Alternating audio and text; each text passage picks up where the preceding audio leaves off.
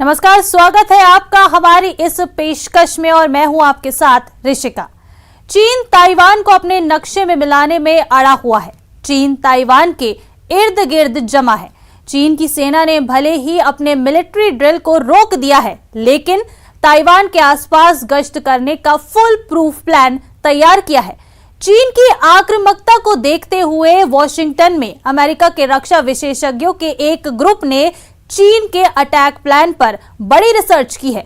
America की राजधानी Washington DC में CSIS यानी US centre for strategic and international studies की रिपोर्ट पर इस वक्त पूरी दुनिया में चर्चा हो रही है। ये रिपोर्ट ऐसे हालात पर वॉर गेम है, एक्सरसाइज की है। इस रिपोर्ट से ड्रैगन के जंगी इरादे डिकोड हुए हैं।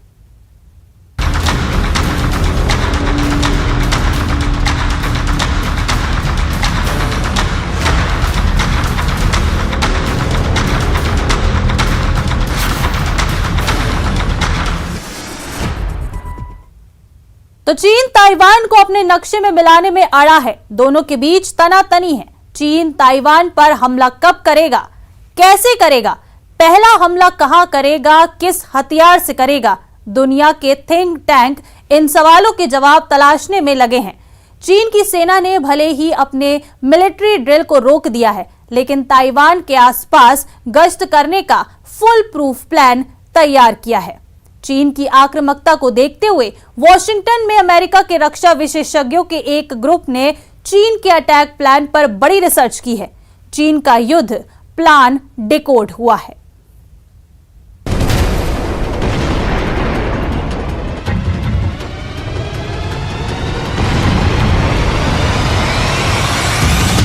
चीन ताइवान पर हमला कब करेगा, कैसे करेगा, पहला हमला कहां करेगा, किस हथियार से करेगा?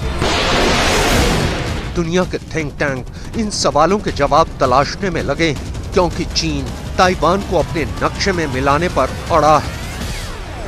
युद्ध के लिए ताइवान के इर्द गिर्द जमा है और ताइवान ने भी चीन को टारगेट करके अपने तोप तान लिए हैं।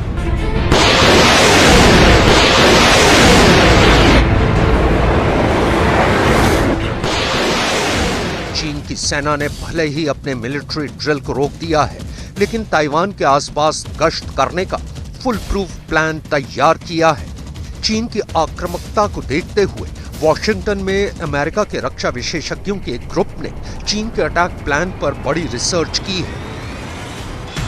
चीन का युद्ध करने वाला मॉडल कैसे होगा, सबसे पहला हमला कहां होगा?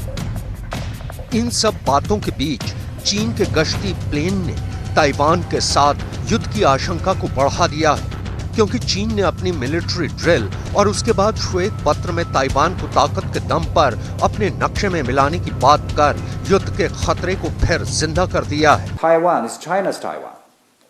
Why would some people trample on China's red line on the Taiwan question, while emphasizing sovereignty and territorial integrity on the Ukraine issue? This is a typical double standard. पूरी दुनिया में यह सवाल पूछा जा रहा है कि क्या चीन वाकई परमाणु हमला कर देगा? अगर करना होगा तो शी जिनपिंग फैसला कितनी देर में लेंगे? और उन्होंने बटन दबाने का फैसला कर लिया तो चीन का पहला टारगेट कौन होगा? क्या चीन का निशाना अमेरिका होगा? क्या चीन का निशाना जापान होगा? या फिर ताइवान पर चीन का पहला परमाणु बम गिरेगा? 成功完成各项任务，有效检验了部队一体化联合作战能力。战区部队将紧盯台海形势变化，持续开展练兵备战，常态组织台海方向战备警巡，坚决捍卫国家主权和领土完整。 अमेरिका के एक थिंक टैंक की रिपोर्ट आपको हैरान कर सकती है, क्योंकि इसने चीन को लेकर ऐसी बातें बताई हैं जिसकी आहट अब बहुत साफ साफ सुनाई देने लगी है। अमेरिका की राजधानी वॉशिंगटन डीसी में CSIS यानी US centre for strategic and international studies की रिपोर्ट पर इस वक्त पूरी दुनिया में चर्चा हो रही है। ये रिपोर्ट ऐसे हालात पर वॉर गेम एक्सरसाइज की है जिसमें चीन और ताइवान को लेकर युद्ध को आगे बढ़ाया गया है। इसमें चीन के हमलों, चीन के खिलाफ काउंटर अटैक और युद्ध के नतीजों पर बहुत डिटेल में बात की गई है। यानी अगर दक्षिण चीन सागर या पूर्वी चीन सागर में चीन युद्ध की शुरुआत करता है तो उसकी नेवी का मुकाबला किससे होगा, हमले किसके खिलाफ ज्यादा होंगे और क्या इसमें परमाणु अटैक की भी नौबत आ सकती है। US centre for strategic and international studies ने इस सिम्युलेटेड वॉर गेम के लिए 2 टीम बनाई। एक है रेड टीम और दूसरी ब्लू टीम। रेड टीम हमला करने वाला पक्ष होता है जबकि ब्लू टीम डिफेंसिव रोल में रहता है, या कहें कि जिसके खिलाफ रेड टीम ने युद्ध छेड़ा है। US centre for strategic and अमेरिकी अड्डों को नोट किया गया। रेड टीम, जिसमें चीन की तरफ से हमला करने की तमाम संभावनाओं को समझने वाले एक्सपर्ट थे। ब्लू टीम, जिसमें अमेरिका, जापान और ताइवान की तरफ चीन को काउंटर करने वाली फोर्स के विशेषज्ञ थे। इन दोनों टीम के साथ इस युद्ध को सिमुलेट करने, उसमें फैसले लेने और उसके काउंटर अटैक को समझने के लिए CSIS ने इस वॉर गेमिंग को शुरू किया और उसके जो नतीजे आए वो बहुत डराने वाले हैं। युद्ध के हालात में चीन की नौसेना और चीन की रॉकेट फोर्स जो करेगी, युद्ध के पहले हफ्ते में क्या क्या हो जाएगा, इस पर CSIS की रिपोर्ट में 2 बहुत बड़ी बातें सामने आई हैं। पहला ये कि चीन इस युद्ध में ताइवान पर परमाणु हमला तक कर सकता है, यानी ताइवान को चीन पूरी तरह खत्म कर देगा और चीन उसे दुनिया का दूसरा हिरोशिमा बना सकता है। अब देखिए दूसरी बात, जिसमें चीन ताइवान पर हमला करने से पहले अमेरिका पर हमला करेगा। उसके टारगेट पर हवाई द्वीप के साथ अलास्का होगा और मेनलैंड में सैन डियागो तक उसकी मिसाइल हमला करेंगे। चीन अमेरिका के साथ जापान को भी नहीं बख्शेगा, वो प्रशांत महासागर में अमेरिकी अड्डों को तबाह करेगा। इसमें उसके गुआम समेत सभी बड़े सैन्य अड्डे शामिल होंगे। 我们愿意为和平统一创造广阔空间，但绝不为各种形式的台独分裂活动留下任何空间。我们正告台湾民进党当局，勾连外部势力进行谋独挑衅，最终只会加速自身覆灭，把台湾推向灾难深渊。搞台独分裂绝不可能得逞，出卖国家民族利益必将遭到彻底失败。 लेकिन ये सब फौरन नहीं होगा। प्रशांत महासागर में तनाव बना रहेगा, युद्ध होता रहेगा, लेकिन फाइनल हमले से पहले चीन आसपास के टारगेट को खत्म करेगा। CSIS की रिपोर्ट में कहा गया है कि चीन और अमेरिका के बीच जंग हुई तो पहले हफ्ते में किसी को भी बढ़त नहीं मिलेगी, कोई जीतता या हारता हुआ नजर नहीं आएगा। यानी खतरा ऐसा है कि ताइवान को लेकर अगर युद्ध हुआ तो ये भी यूक्रेन में चल रही जंग की तरह लंबा खिंच सकता है। चीन की कोशिश होगी कि वो ताइवान की लीडरशिप को खत्म करे या उसे ढहने पर मजबूर कर दे। लेकिन चीन की इस रणनीति के आगे उसके 2 बड़े दुश्मन रुकावट बन सकते हैं। इस बात को वो बहुत अच्छी तरह से जानता है। पहला है अमेरिका और दूसरा है जापान। चीन को पता है कि अमेरिका ने काउंटर किया तो वो उसके बंदरगाहों और लॉन्चिंग पॉइंट वाले मिलिट्री बेस को अपनी क्रूज मिसाइल अटैक से उड़ाने की पूरी कोशिश करेगा। इसलिए चीन अमेरिका और जापान के अड्डों पर पहले से हमला कर देगा। चीन की इस क्षमता को इसलिए बहुत बारीकी से आंका गया है क्योंकि चीन अपनी ऐसी फायर पावर को खुल्लम खुल्ला दिखा भी रहा है। चीन न सिर्फ दक्षिण चीन सागर में युद्धाभ्यास कर अपनी ताकत दिखा चुका है, बल्कि युद्धाभ्यास के बहाने अपनी मिसाइलों को जापान के स्पेशल इकोनॉमिक जोन में भी गिरा चुका है।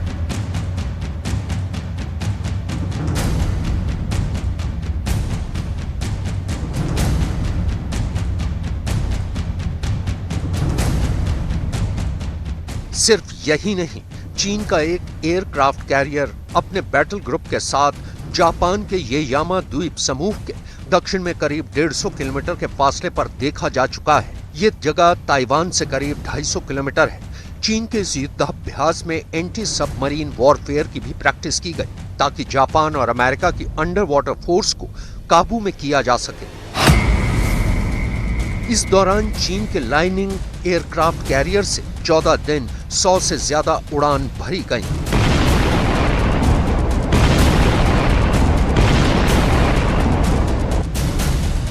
चीन को लेकर इस खतरे को कम नहीं आंका जा सकता, क्योंकि चीन ने बहुत पहले से ये इरादे दिखाने शुरू कर दिए हैं, चाहे वो दक्षिण चीन सागर में उसकी कैरियर फोर्स की एक्सरसाइज हो, या ताइवान के पास मिलिट्री ड्रिल हो, या फिर अमेरिका के जंगी बेड़े पर उसके कैरियर किलर वाली मिसाइल स्ट्रैटेजी हो।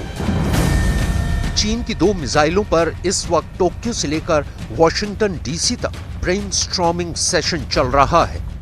एक्सपर्ट के बीच, मिलिट्री कमांडर्स के बीच चीन की जिन 2 मिसाइलों पर गहरी चर्चा हो रही है।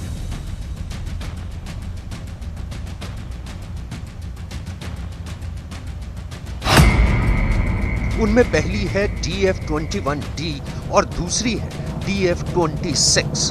ये दोनों ही एंटी शिप बैलिस्टिक मिसाइल हैं।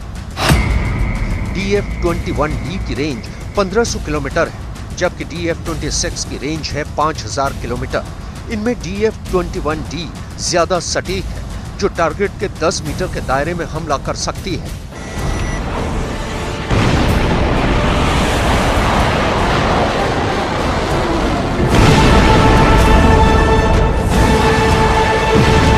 अब देखिए कि अमेरिका के जंगी बेड़ों, खासकर उसकी 7वीं फ्लीट को खत्म करने के लिए चीन इन्हें कैसे लॉन्च करेगा। DF-21D, जिससे न्यूक्लियर अटैक भी किया जा सकता है, उसे लॉन्च करने के बाद ये अपनी बैलिस्टिक ट्रैजेक्टरी के हिसाब से आगे बढ़ेगी। उसके बाद इसमें लगा वॉरहेड एक्टिव होगा और फिर वो प्रशांत महासागर में मौजूद अमेरिकी बेड़े की तरफ बढ़ेगा। चीन का दावा है कि ये मिसाइल किसी भी बैलिस्टिक मिसाइल डिफेंस सिस्टम को भी चकमा दे सकती है। अगर ऐसा हुआ तो फिर अमेरिकी बेड़ों का ऐसा अंत होगा।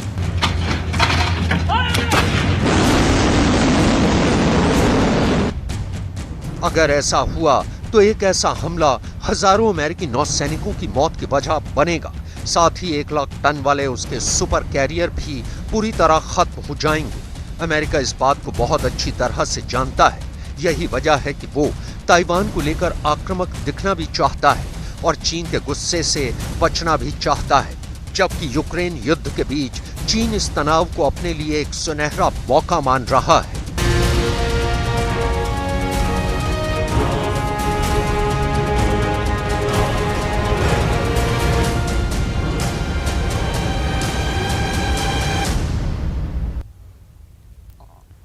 चीन पूरी दुनिया के सामने ताइवान के चारों तरफ लाइव वॉर ड्रिल करके नैन्सी पेलोसी के ताइवान दौरे के गुस्से का इजहार कर रहा है। लेकिन इस वॉर ड्रिल के पीछे अब उसका असल मकसद सामने आ गया है। दरअसल चीन ताइवान से करीब 4000 किलोमीटर दूर शिनजियांग प्रांत में एक ऐसी साजिश बुन रहा है जिसका राज सैटेलाइट तस्वीरों के जरिए बाहर आया है।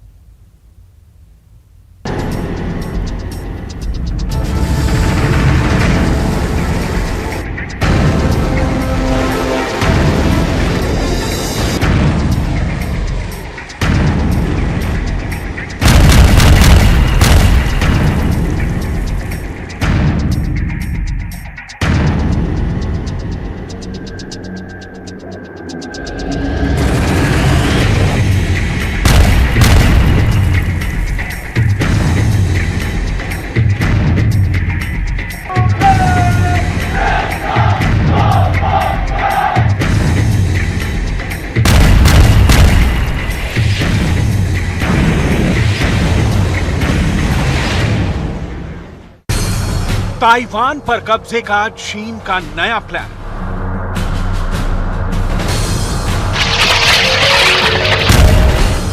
चीन कर रहा परमाणु परीक्षण की तैयारी।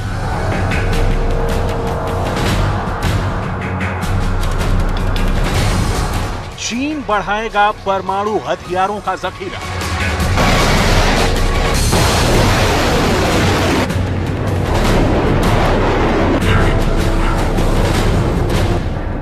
सैटेलाइट तस्वीरों ने खोला शी की परमाणु साजिश का राज।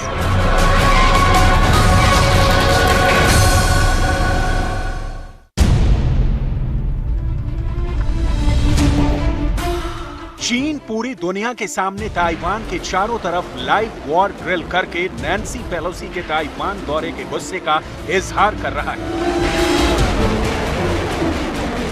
लेकिन इस वॉर ड्रिल के पीछे अब उसका असल मकसद सामने आ गया है। दरअसल चीन ताइवान से करीब 4000 किलोमीटर दूर शिनजियांग प्रांत में एक ऐसी साजिश बुन चुका है जिसका राज सैटेलाइट तस्वीरों के जरिए बाहर आया है।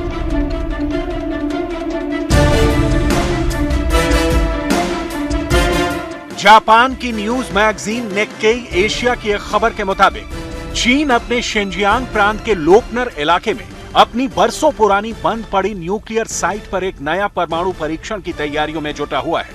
अपने दावे को साबित करने के लिए निक्केई एशिया ने एक सैटेलाइट तस्वीर भी जारी की है। इस सैटेलाइट तस्वीर में साफ नजर आ रहा था कि चीन किस तरह से तेजी से अपनी उस जगह को अपग्रेड करने में लगा है जहां पर वो परमाणु हथियारों का परीक्षण करता है।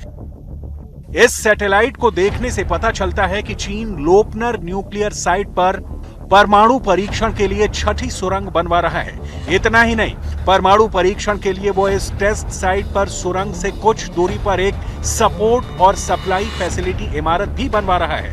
इसके अलावा वो परमाणु परीक्षण के दौरान बिजली पहुंचाने के भी इंतजाम कर रहा है।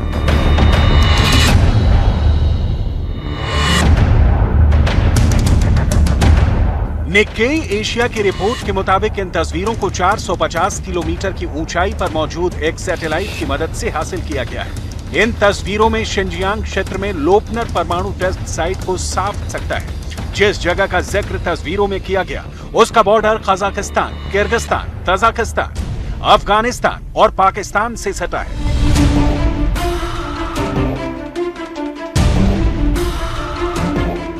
ये तस्वीरें ऐसे समय में सामने आई हैं जब ताइवान के साथ चीन का तनाव चरम पर है।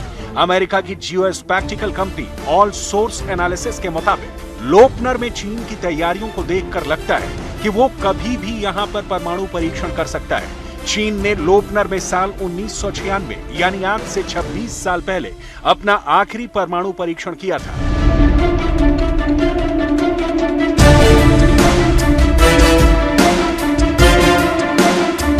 जापान के हितोत्सुबाशी यूनिवर्सिटी में पूर्वी एशिया के सुरक्षा मामलों के जानकार नामुमाशा आकियामा के मुताबिक चीन जितनी तेजी से लोपनर टेस्ट साइट को अपग्रेड कर रहा है उससे बस एक ही तरफ इशारा मिलता है और वो ये कि वो ताइवान मसले पर अमेरिकी हस्तक्षेप को रोकने के लिए तैयार है। उनका कहना है कि अगर अमेरिका ताइवान मसले पर हस्तक्षेप करता है तो बहुत मुमकिन है कि चीन अपने छोटे परमाणु हथियारों का प्रयोग करके अमेरिका और ताइवान को डराए।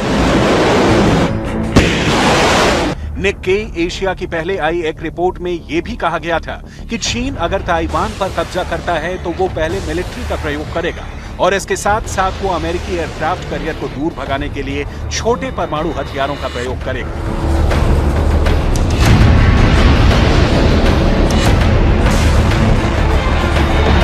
दरअसल चीन का टारगेट 21वीं सदी के मध्य तक अमेरिका के बराबर सैन्य शक्ति बनाने का है। इसके अलावा हाल के महीनों में चीन ने अपना परमाणु हथियारों का जखीरा बढ़ाने की रफ्तार भी बहुत तेज कर दी है। रक्षा विशेषज्ञों का मानना है कि चीन परमाणु हथियारों के मामले में भी अमेरिका के साथ सामरिक बराबरी हासिल करना चाहता है। अमेरिका की आर्म्स कंट्रोल एसोसिएशन के मुताबिक इस वक्त चीन के पास 350 परमाणु हथियार हैं, जबकि अमेरिका के पास 5500 न्यूक्लियर वेपन है।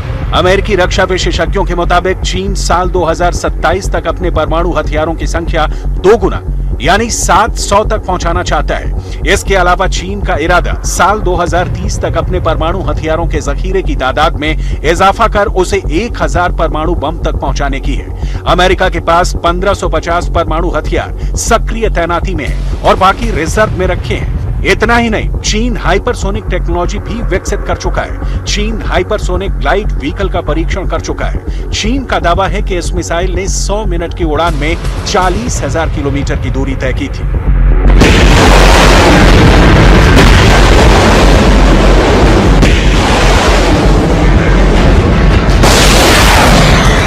अमेरिका के स्ट्रेटेजिक कमांड के एडमिरल चार्ल्स रिचर्ड के मुताबिक चीन भूमि, जल और हवा से परमाणु हथियार दागने की अपनी क्षमता में बहुत तेजी से इजाफा कर रहा है। इसके अलावा वो अमेरिका के साथ सामरिक बराबरी हासिल करने के लिए अपने बुनियादी ढांचे को हर क्षेत्र में मजबूत कर रहा है। इतना ही नहीं, फिलहाल चीन के पास 20,40,000 सैनिक हैं, जो कि दुनिया का सबसे बड़ा एक्टिव सैन्य बल है और यह अमेरिका के एक्टिव सैन्य बल से 1.5 गुना बड़ा है।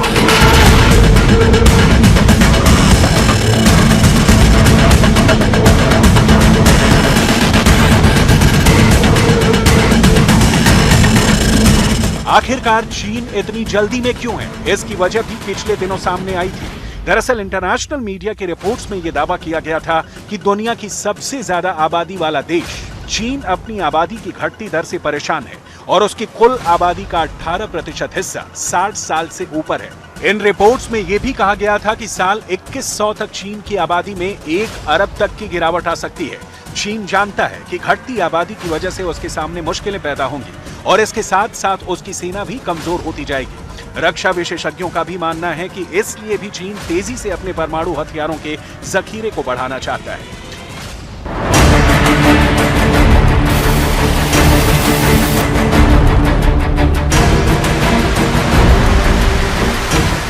साल 2021 में भी FAS यानी फेडरेशन ऑफ अमेरिकन साइंटिस्ट ने चीन की एक ऐसी ही साजिश का पर्दाफाश किया था।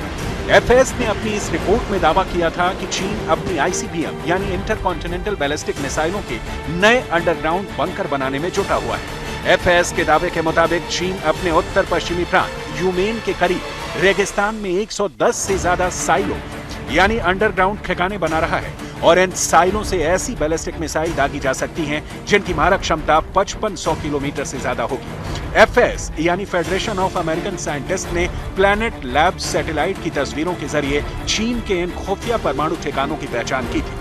पूरी दुनिया इस बात से वाकिफ है कि चीन दशकों तक मिनिमम डिटरेंट की नीति पर चलता आया है। मतलब ये कि अब तक चीन उतने ही परमाणु हथियार रखने की नीति पर चल रहा था जितने उस पर किसी भी देश को परमाणु हमला करने से रोक दें। लेकिन अब शिनजियांग के रेगिस्तान में उसके परमाणु परीक्षण की तैयारियां इस बात की गवाह दे रही हैं कि चीन ने अपनी मिनिमम डिटरेंस नीति छोड़ दी है। हैरानी तो इस बात की है कि चीन अपने नए परमाणु परीक्षण की तैयारी ऐसे वक्त पर कर रहा है जब संयुक्त राष्ट्र के महासचिव एंटोनियो गुटेरस पूरी दुनिया से परमाणु हथियारों के खात्मे की अपील कर चुके हैं, खासकर परमाणु हथियारों से लैस देशों से। लेकिन लगता है कि चीन के राष्ट्रपति शी जिनपिंग पर तो सुपर पावर बनने की जिद सवार है, लिहाजा वो एंटोनियो गुटेरस की अपील को दरकिनार कर परमाणु परीक्षण की तैयारियों में जुटे हुए हैं। इसके अलावा चीन जिस तरह ताइवान को घेर कर वहां पर वॉर एक्सरसाइज कर रहा है, उसे देखते हुए लगता है कि बहुत मुमकिन है कि ताइवान पर चीन और अमेरिका में सीधी जंग न छिड़ जाए। लिहाजा अमेरिका को बैकफुट पर रखने के लिए शी जिनपिंग अपने परमाणु हथियारों के जखीरे में इजाफा कर रहे हैं।